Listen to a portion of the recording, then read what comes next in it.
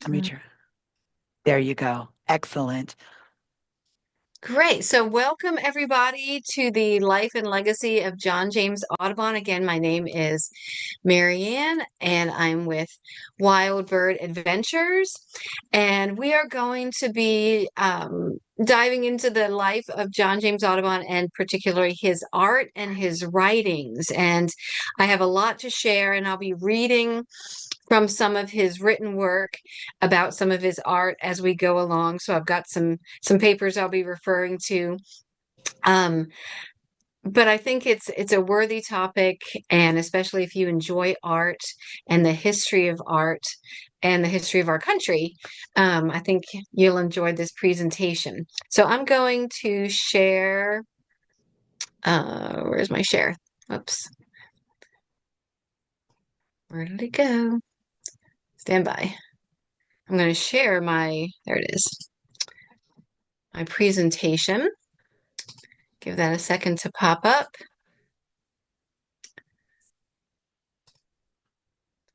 Here we go.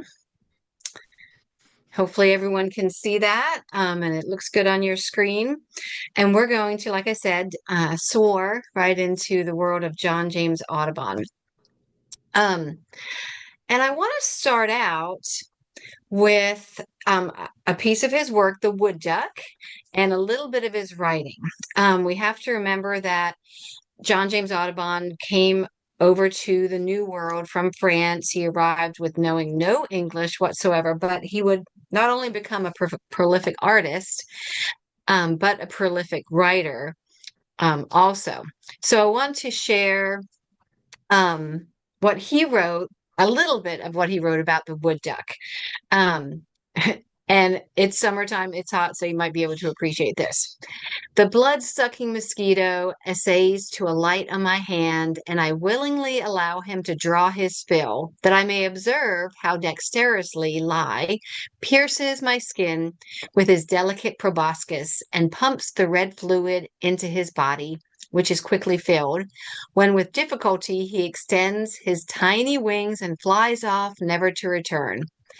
Over the withered leaves many a ticket is seen scrambling as if anxious to elude the as if anxious to elude the searching eye of that beautiful lizard. A squirrel spread flat against a tree with its head directed downwards is watching me. The warblers, too, are peeping from among the twigs. On the water, the large bullfrogs are endeavoring to obtain a peep of the sun. Suddenly there emerges the head of an otter with a fish in its jaws, and in an instant my faithful dog plunges after him, but is speedily recalled. At this moment, when my heart is filled with delight, the rustling of wings comes sweeping through the woods, and anon there shoots overhead a flock of wood ducks. John James Audubon draws us into his experience um, of what of his experience with the birds and with the wildlife and the nature. And I want to show you, this is a taxidermied wood duck. One of the great advances John James Audubon made in his art was that he drew not only very accurately, but life size. From a young man, I think around age 11 or 12, he was taught taxidermy. So he would go hunting, shooting and collecting birds to stuff so he could study them up close, measure them, and really get a Wow. good look at those beautiful feathers, all the intricate patterns. We have wood ducks that come onto our property on our pond down here in Texas, and they are fast. John James Audubon described their flight like a meteor. And it would be very difficult for me to paint a wood duck accurately if I could not, in today's world, see photographs or see a specimen like this, because they're just too darn fast. And of course, the artists in the 1800s, 1700s, 1800s, they didn't have photographs, they didn't have binoculars. So taxidermy um, was the way to go, and actually collecting these birds to study close up. So again, John James Audubon did not know English when he arrived, and it's amazing not only his art but also his written word that we can now enjoy. So I want to start with one of our live education birds. And in this picture, you see eastern screech owls. Now, you have plenty of eastern screech owls in Maryland, as we do also down here in Texas. And they are a small, as you're about to see, small owl. They come in two different colorations, the gray morph and the red morph. And as you can see in this picture, they are cavity nesters, meaning they nest in tree holes. And John James Audubon, when he first experienced eastern screech owls in the early 1800s, he was able to paint the beautiful artwork that's on the right of your screen, again, in the 1820s. On the left side is another very famous painting by another very famous man that we're going to talk about. His name was Alexander Wilson. And Alexander Wilson is called the father of ornithology, American ornithology. He was actually from Scotland, but he, before John James Audubon, was traveling the eastern colonies, the East Coast, and painting painting the birds and documenting them for science. And this was his eastern screech owl. But at the time, people thought that the red coloration was actually a different bird than the gray. And John James Audubon comes along and kind of with an arrogant air paints his portrait, the gray on top, the red below, and he takes note and writes that Alexander Wilson and many other artists were totally wrong in their assumption that the red was a different species and that the red was actually the young of the gray screech owl. So everybody was wrong in the 1800s. John James Audubon was wrong. Alexander Wilson was wrong. So they didn't always get it right. But, we figured it out later on. But you can see two very different styles of artwork between these two artists. Alexander Wilson was not a trained artist, and neither was John James Audubon. But John James Audubon definitely honed his skills through his obsession. Um, and now we're going to meet one of these wonderful little birds. Let me introduce to you.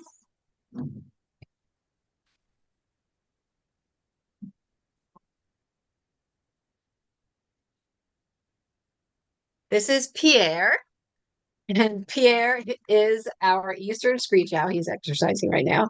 Whoops, you're molting. Pierre is an eastern screech owl, so this is full size. And he was found in 2020 after being hit by a car. And sadly, he lost his right eye in the accident. The wildlife rescue center that he was sent to could not, repair the damage done to his right eye. So he no longer has his right eye, which would make it very difficult for him to survive in the wild, to avoid dangers, to catch prey. So since 2020, he's been one of our education ambassadors, and you can see that he is the red morph variety of screech owl that was so much in contention in John James Audubon's time. And this is a bird that's very common all across the eastern US, but rarely seen because they do such a good job of hiding, especially in tree cavities and tree holes during the daytime. That's also where they nest. Owls are very wise. They don't have to build their own nests. They just recycle, reuse what is available to them. And many smaller species of owls will use old woodpecker holes as their nest site. And they're a very beneficial bird to have around because they eat lots of insects in the summertime, lots of small invertebrates. They also eat small mice, other birds. They have a great variety of prey that they can go hunting for.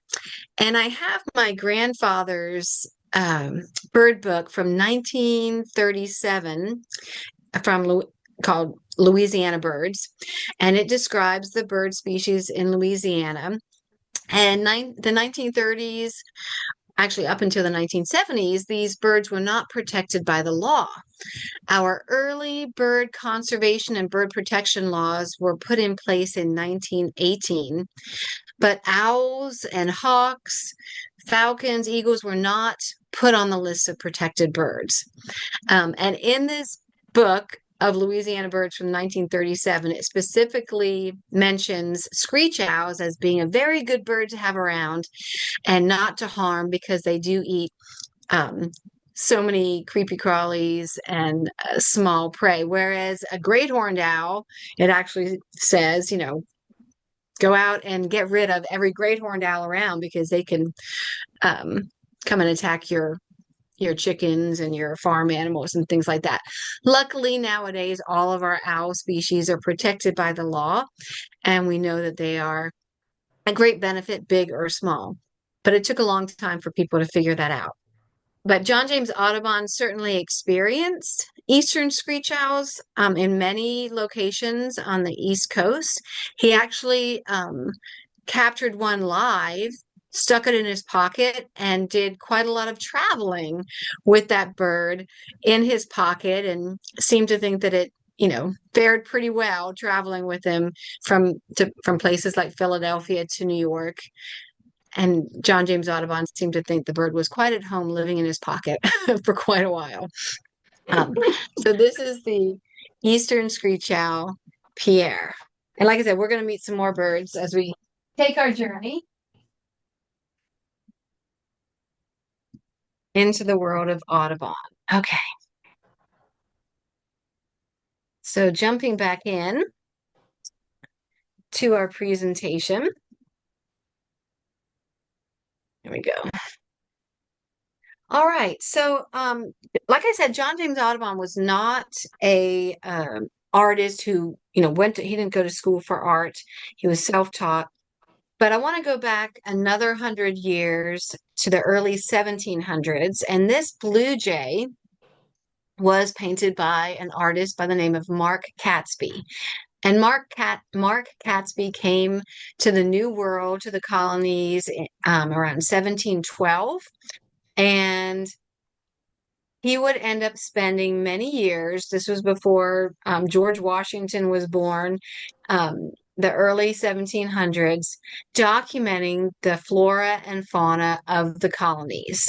And his work was the first published collection of paintings and documentation of the flora and fauna of the colonies. And you can see in this painting, it's very flat and two-dimensional, very simple. And this is what John James Audubon's paintings when he was younger actually looked like. But Mark Catesby, as you can see, also included vegetation, plant life in his portrait of the blue jay. And this would greatly influence Audubon, who would come 100 years later. So Mark Catesby gives us what you can call a specimen. But John James Audubon gives us an experience. So here's John James Audubon's Blue Jays, very different. And this is what he wrote, or this is a small sampling of what he wrote about what he portrayed here. Again, John James Audubon is giving us an experience. And he says, reader, he always addresses whoever is reading, reader, look at the plate in which are represented three individuals of this beautiful species. Rogues though they be, and thieves, as I would call them, were it fit for me to pass judgment on their actions. See how each is enjoying the fruits of his knavery, sucking the egg which he has pilfered from the nest of some innocent dove or harmless partridge.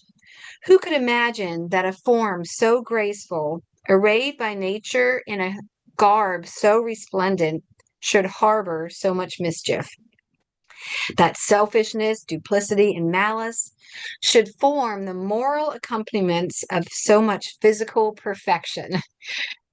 He was quite the writer. And he also went on to write that while at Louisville in Kentucky in the winter of 1830, I purchased 25 of these birds at the rate of 61 cents each, which I shipped to New Orleans and afterwards to Liverpool with the view of turning them out in the English woods. We often experience non-native species that have come to our country, a lot of Asian plants and other birds like European starlings and English sparrows that were brought over a long time ago. But we also shipped a lot of our plants and birds and other animals to the Europe also. And so John James Audubon had collected 25 with the intent of sending them to Liverpool and to set them free in the English woods. And he goes on to say they bore the passage to Europe pretty well, and most of them reached Liverpool in good health. But a few days after their arrival, a disease occasioned by insects adhering to every part of their body made such progress that some died every day. Many remedies were tried in vain, and only one individual reached London. The insects had so multiplied on it that I immersed it in an infusion of tobacco, which, however, killed it within a few hours. So his remedy did not work, obviously. So there was a lot of back and forth movement of plants and animals in the 1800s. But let's again take a look at his life. So here's his wife, Lucy. In 1871, almost 20 years after John James Audubon's death, Lucy was struggling financially, and she sold in 1871 485 copper plates, engraved plates for scrap at a smelting at a recycling factory in New York. A 14-year-old boy working at the smelting factory recognized what they were and managed to save 79 copper engraving plates from the greatest book of paintings about nature ever to be produced. And those copper plates now are in museums. A couple private holders have them. And I'll show you a picture of one of those copper plates. So, really impactful that this young man was able to save some of these copper plates that Lucy sadly was selling in 1871. So John James Audubon, he was the first artist to paint birds life size. He was the first person to start banding birds in the New World in America by putting little silver threads on the legs of phoebes that nested on his property, and noting that the same birds returned each year from migration. He lost hundreds of paintings over his lifetime to rats. He was jailed for bankruptcy and yet dined with presidents and queens. He's synonymous with conservation, but of course killed and collected thousands of birds to accomplish his art. He was a loving husband and father, but spent a lot of time away from the family to feed his obsession about birds. He was born in what we now know as Haiti, but in 1785, France was in control of the island, and his father owned a sugar plantation on the island, and the slaves on those plantations were beginning to get very restless. John James Audubon's mother was actually a servant on that plantation, and she died when he was less than a year old. But 1785, 1786, 87, the slaves were wanting their freedom, and John James Audubon's father realized it was time to leave. So he sold off the sugar plantation, bought some property in Pennsylvania, but then moved his son to France. And over in France. He was adopted by his father's wife. It's like a soap opera. So his father's wife, who was childless over in France, her name was Anne. She adopted John James into the family, and as his stepmother, loved him like he was her own child and spoiled him rotten, actually. So John James Audubon again is moved to France when he's about 3 years old, adopted by his stepmother, and grows up in the French countryside. And as I mentioned, his stepmother doted on him, spoiled him rotten, would often say that he was the handsomest boy in all of France. He was allowed to have all kinds of pets, monkeys, parrots, all kinds of creatures to kind of feed his interest in nature. Um, and they tell of one incident where one of their monkeys killed one of the parrots, and John James, as a young boy, was so traumatized by this happening that they actually had to tranquilize him. Um, we also have to remember that growing up at this time, this junction in history in France, it wasn't all wonderful time out in the countryside. The French Revolution had ended. Napoleon Bonaparte had come to power. Um, Times were very bleak in many parts of France, and Napoleon wanted to rule the world. And he came up with this idea of a draft, what we call a draft in today's world. And he needed more and more young boys and men in his military, in his navy. And John James Audubon had been sent to naval school as a young boy, but failed his math examination terribly. And his father knew that his son would not do well with a military career like he had had all of his life. Um, John James Audubon wanted to roam the woods and document the plants and the birds, and he was sketching and doing simple art at this time. He learned taxidermy at this time.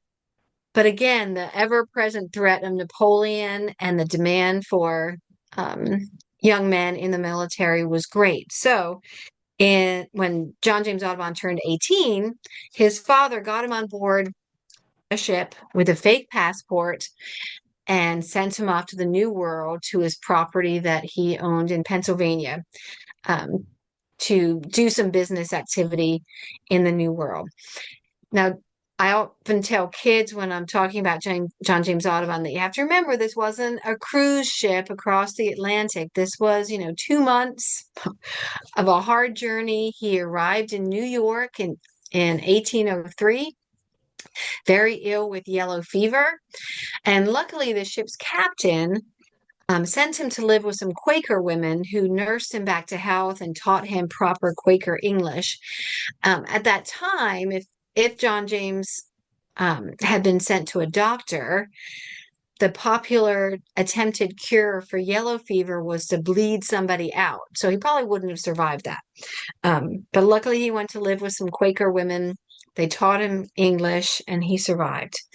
And he made his way to what is known as Mill Grove in Pennsylvania, this beautiful estate that his father had. And he was supposed to do some mining, logging, and be a businessman. But of course, coming to the New World, he fell in love with America, was so excited about all the new species of birds and plants that he was seeing.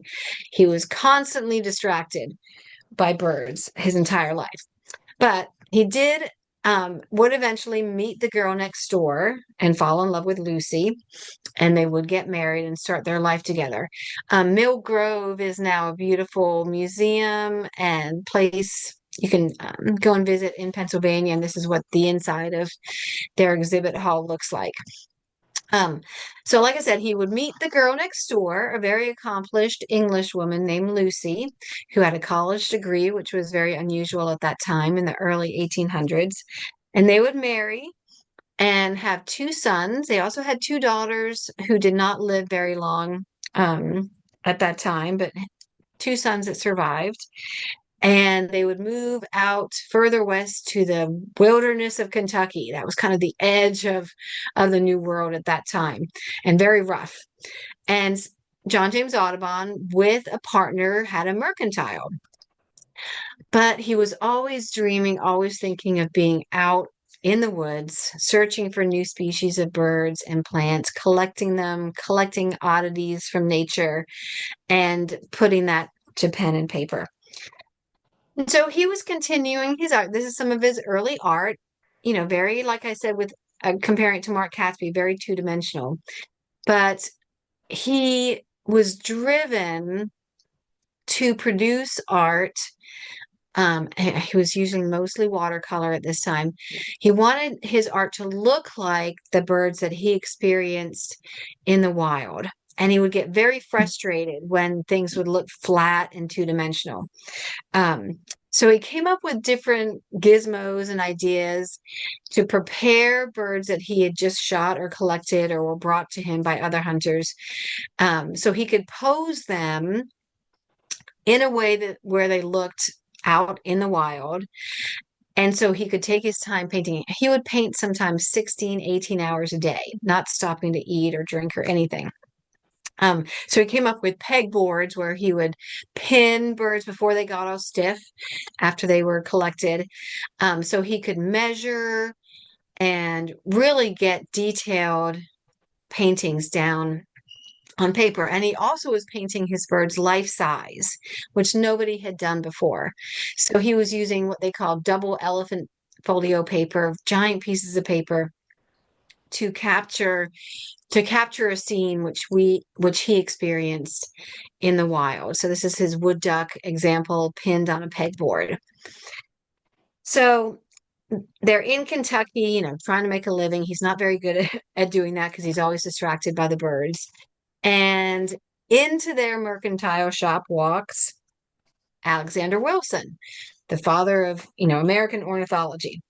And Alexander Wilson is roaming the countryside, um, collecting specimens of birds and painting their portraits, documenting them.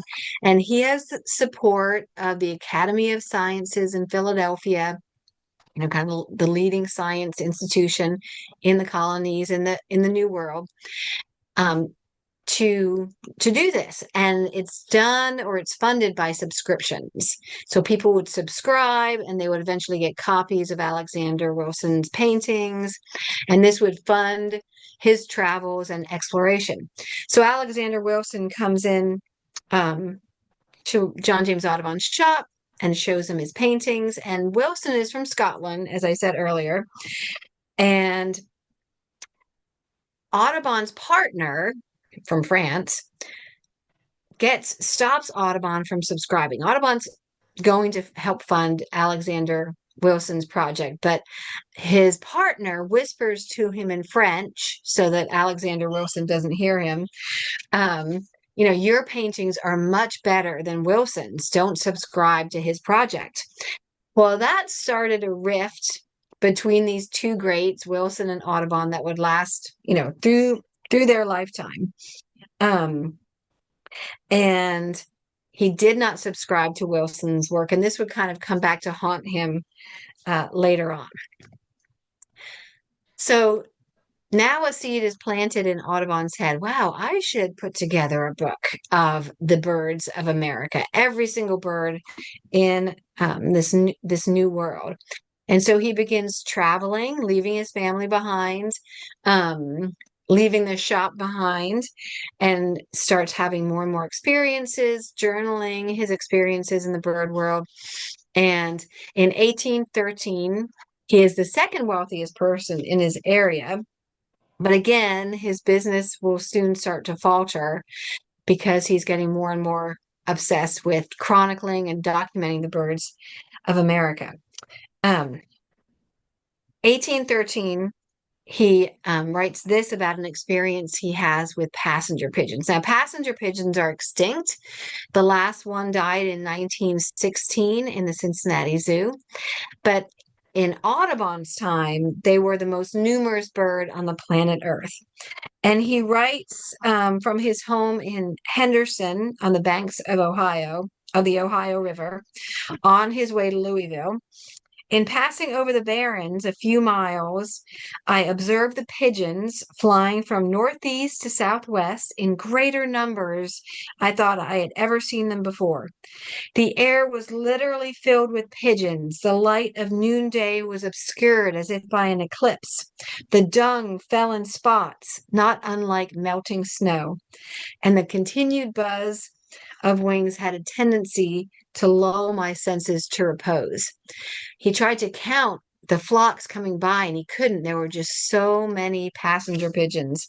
John James Audubon got to experience many birds that sadly would go extinct after his death. In 1819, there was the first big financial crisis in our country. His business was failing. It was actually illegal to owe money, so he was jailed for bankruptcy. And all of his possessions were taken from the family home. Lucy lost everything that she had, but nobody wanted his paintings, so he got to keep those, which was lucky for him. So what to do? He was bankrupt, needed money. He heads down the Ohio River to paint and document more birds. His wife Lucy is tutoring and teaching to make some money. He ends up in New Orleans, where it was very popular to have chalk paint portraits of yourself done in the squares on the street. So he's doing these chalk portraits for people, and he meets Lucy Peary. And Lucy Peary hires him to tutor her daughter Eliza on their plantation known as Oakley Plantation.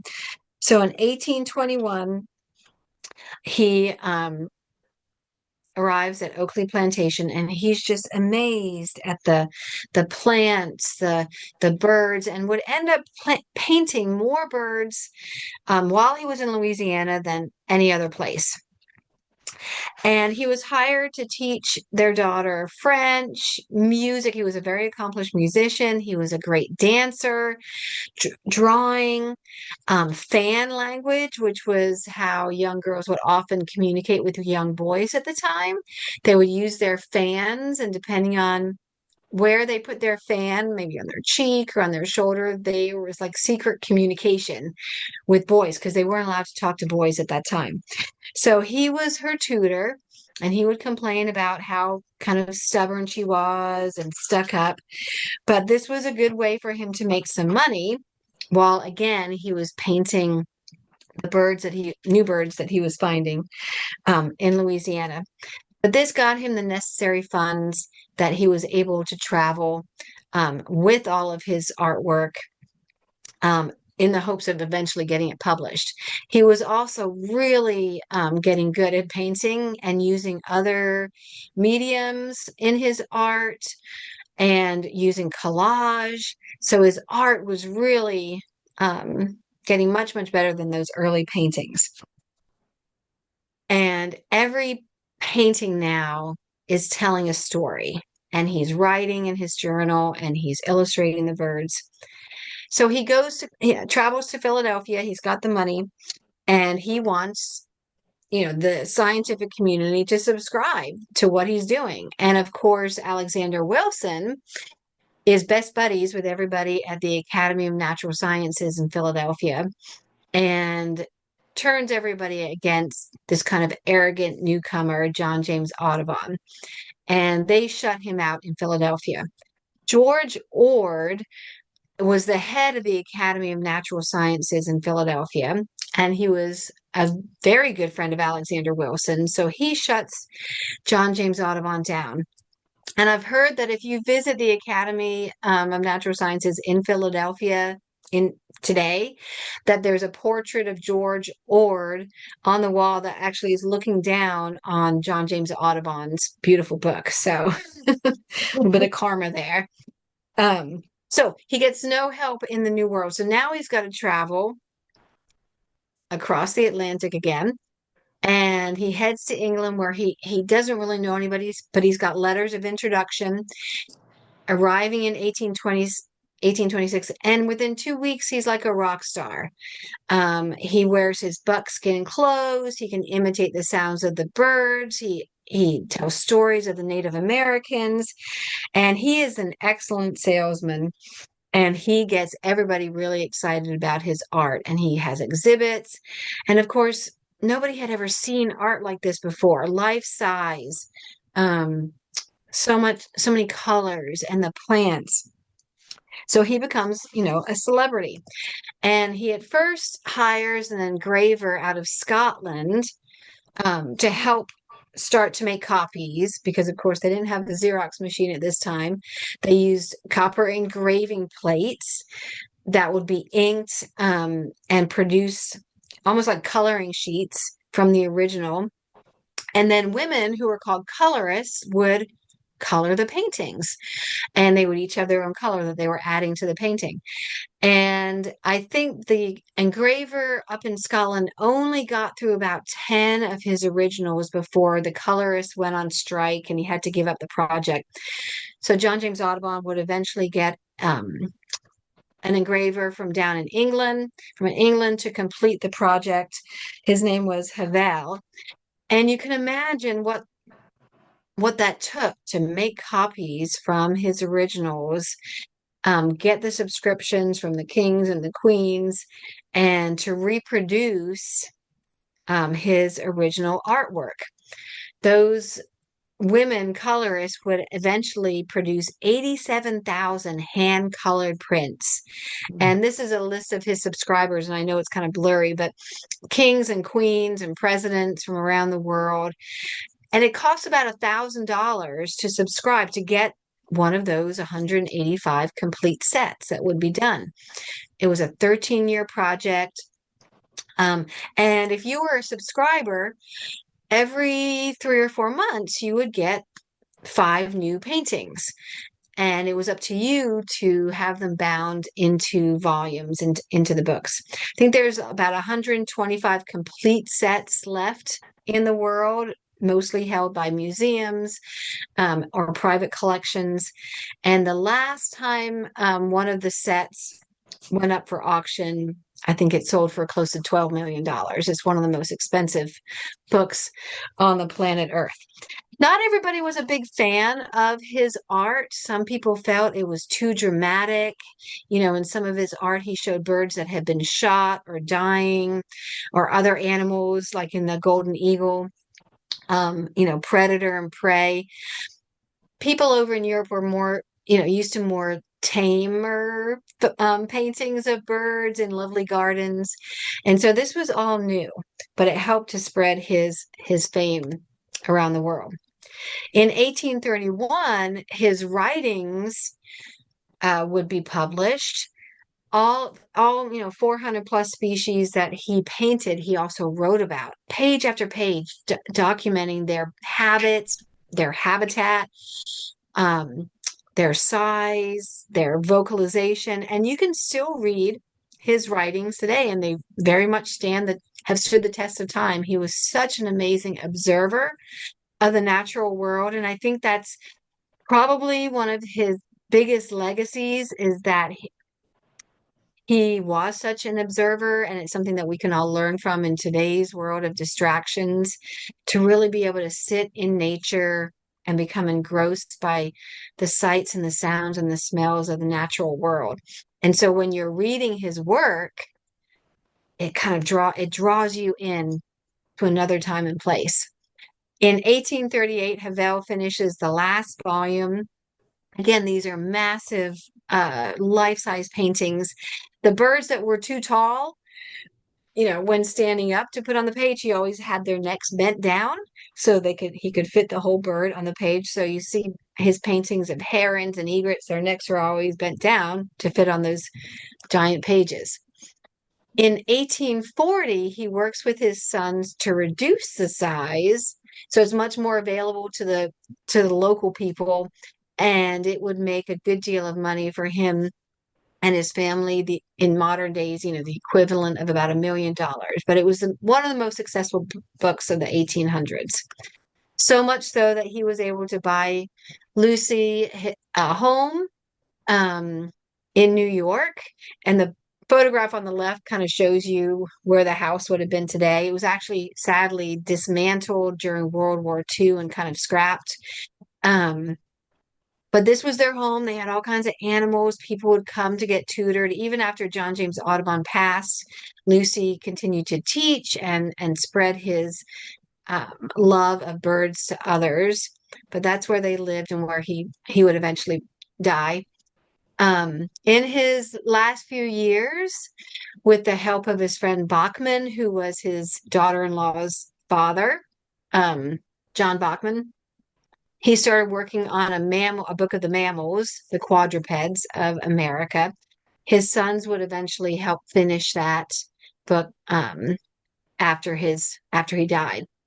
Lucy would live much longer than John James Audubon with her daughter-in-laws at her home in New York, and again continue his legacy of his passion for birds. And I think one of his most famous quotes is, "I cannot help but think a curious event is this life of mine." And that's his gravestone at Trinity Church in New York City.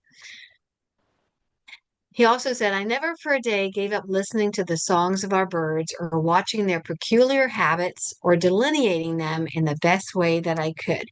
He was passionate about birds, obsessed, I should say. And he got to live and experience a time that, we'll never be able to, but we can enjoy it through his writings and through his art.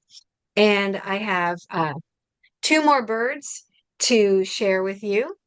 One of them is the barred owl. This is his painting of the barred owl, which is a common bird that you all have in Maryland, if that's where you're at, but all across the eastern U.S. and even on the West Coast. So we're going to meet a barred owl and we're going to meet a swallow-tailed kite. So if you're in Florida or Texas or the Gulf Coast states, you might glimpse a swallow-tailed kite in the summertime. So let me go grab our next friend.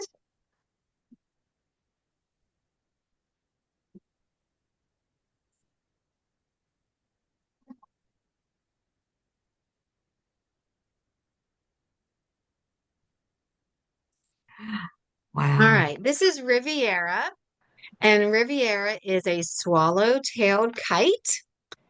She's also molting right now, and she's about 3 years old. She was found along a roadway. We don't know if she hit a power line or perhaps got hit by a car, but she was found when she was only a couple months old in Houston, on the east side of Houston, Texas, with a badly broken shoulder. She was sent to one of the wildlife rescue hospitals in Houston, and everything healed, but her shoulder is crooked, so she can no longer fly. So she cannot go back to living in the wild. And swallow-tailed kites are long distance migrants. They are only here for a short time in the southern US for the summer, for the nesting season, and then they migrate down to southern South America for the winter.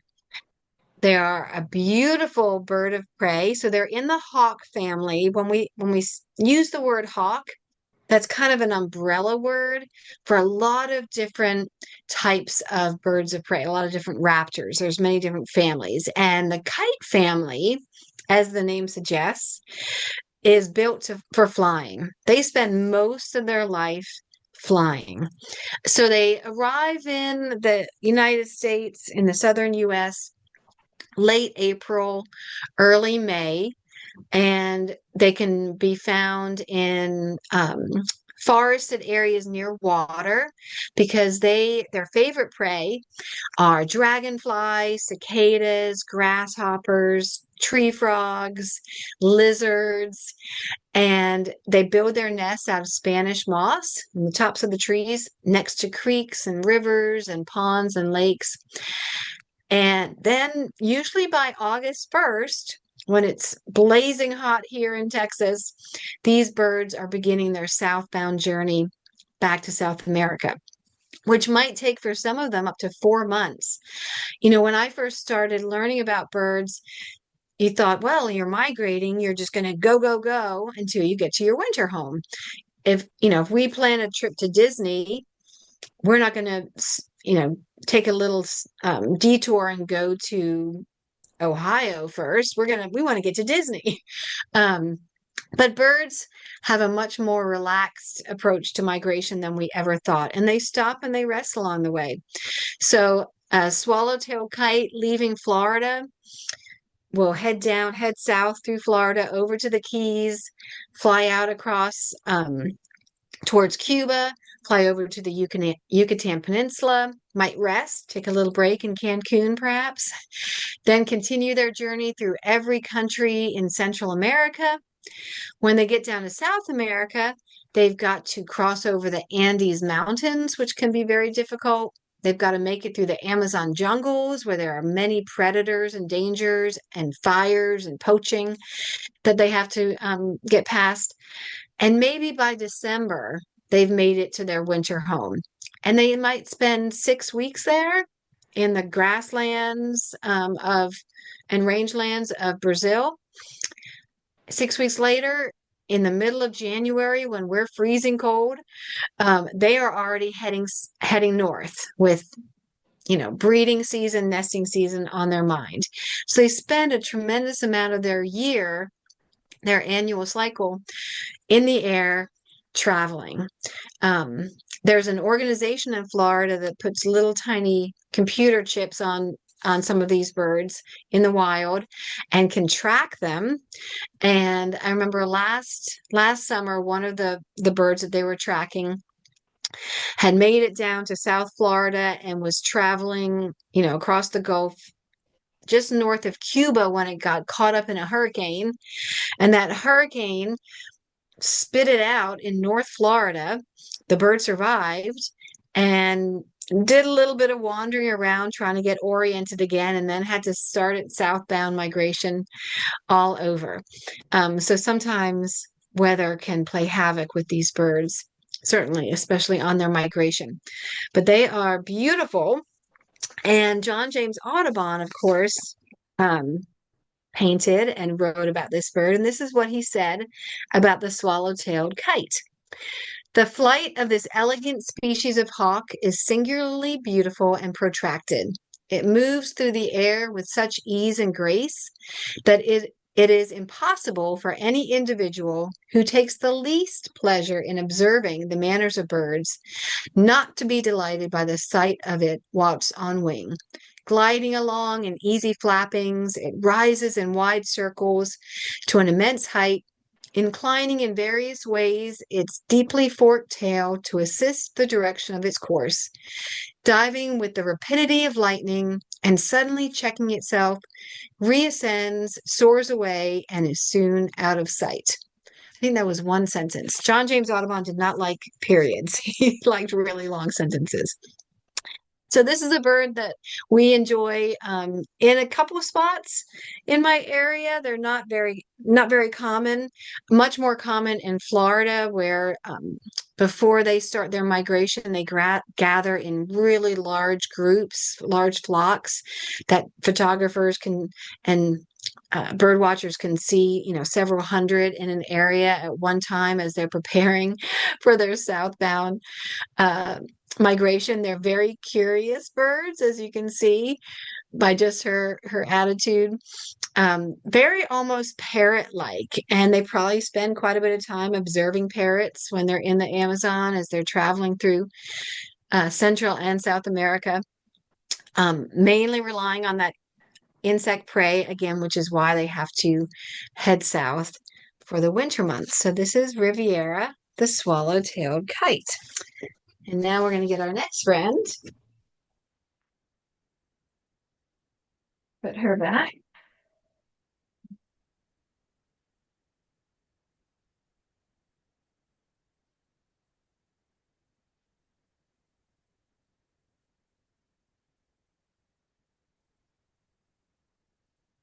My next friend likes to talk quite a bit. Let me get, sometimes my focus goes out. Oh, come on, focus. I don't know why it does this sometimes. There we go. Okay. This is Brazos. I'm telling them. The barred owl. He's a talker. Brazos was found in a state park about an hour south of Houston, Texas. It's called Brazos Bend State Park because of the Brazos River that flows um, through the area. It's a big major river, very historical here in Texas. And we know Brazos was hit by a car and was found by the park staff with a badly broken left wing and injury to his left eye. Unfortunately, the break in his wing was not repairable, and he had to have a partial wing amputation at the hospital that he was rehabbed at, so he can no longer fly. And he's one of our education ambassadors. You have plenty of barred owls up in the Maryland area, especially in denser forests near water. They love to eat crawfish, fish, and frogs and snakes, and a lot of insects in the summertime. They are cavity nesters, meaning they nest in tree holes. So they need mature forests, old growth trees, mature trees that have naturally forming cavities in them for their nest sites. So as forests mature and trees start to get hollow on the inside in old age, that opens up more habitat for the barred owls. Um, John James Audubon wrote about the barred owl. And they are very famous for their calls. When they're hooting in the forest, it sounds like they're saying, "Who cooks for you? Who cooks for y'all?" And they're often their vocalizations are often used in movies. They sound almost like monkeys when they're chattering. It makes you feel like you're in a jungle or the deep southern swamps. And John James Audubon mentioned this in his writings, and he says, should you, kind reader, visit the noble forests of the lower parts of the state of Louisiana about the middle of October, when nature, on the eve of preparing for approaching night, permits useful dews to fall and rest on every plant with the view of reviving its leaves, its fruit, its fruits or its lingering blossoms ere the return of morn, when every night insect rises on buzzing wings from the ground, and the firefly, amidst thousands of other species, appears as if purposely to guide their motions through the somber atmosphere, when numerous reptiles and quadrupeds commence their nocturnal prowlings, and the fair moon, empress of the night, rises peacefully on the distant horizon, shooting her silvery rays over the heavens and the earth, moving slowly and majestically along, when the man, just returned to his home after the labors of the day, is receiving the cheerful gratulations of his family and the wholesome repast is about to be spread out, it is at this moment, kind reader, that your ear would suddenly be struck by the discordant screams of the barred owl. That was one sentence. Its wah, wah, wah, wah is uttered loudly and in so strange and ludicrous a manner that I should not be surprised were you to compare these sounds to the affected bursts of laughter which you may have heard from some of the fashionable members of our own species. He loved big, long sentences. Right, Brandis? Yes. Barred owls are named barred because of the stripes on their feathers. They are excellent at camouflage.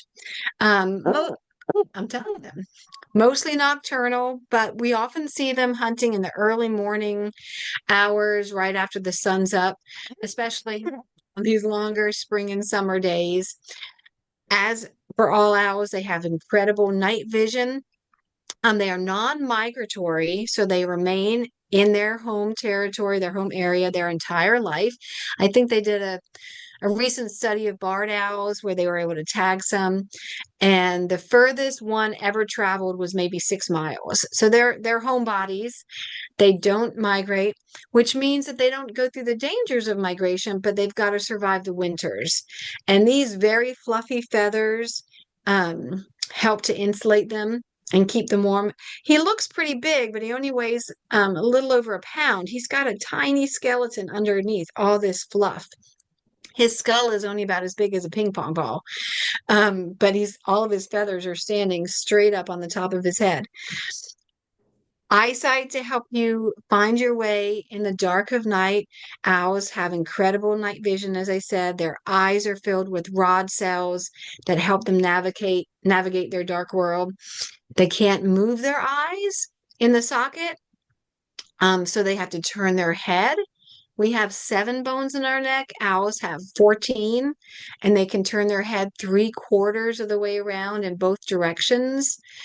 And they also have fabulous hearing to locate their prey, especially in the winter where you guys are at and places that get a lot more snow cover in the wintertime.